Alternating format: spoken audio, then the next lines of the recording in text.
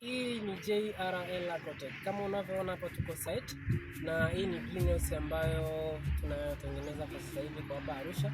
JRL Agrotech tunatengeneza greenhouse ambayo ni hatari, ambayo ni kwa ajili ya maabara ya kilimo. Kwa hiyo kama unavyoona kazi inaendelea hivyo. Wakati kazi ya Kisarawe inaendelea kule, na hiyo huku pia ilikuwa inaendelea. Na pia nyingine ya Dodoma bado inaendelea. Kwa hiyo kwa project kama hizi, karibu sana JRL Agrotech ili uweze kujipatia vitu. Na watu wengi wanakuwa confused sana kwenye upande wa kutofautisha kati ya greenhouse pamoja na screenhouse. Ukiongelea greenhouse kuna controlled conditions, kwa mfano temperature, humidity, na pia kama hii hapa unavyoona, hii ni ya glass.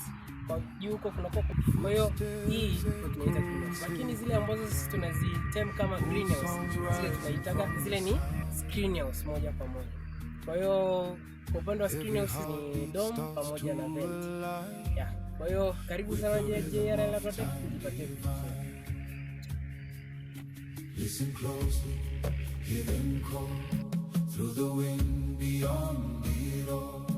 Ancient voices guide the way through the darkness into day. Voices of the ancestors rise tonight.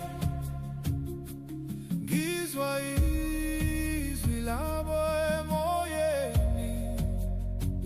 I hear their voice in the wind. Sacred drums awaken hidden.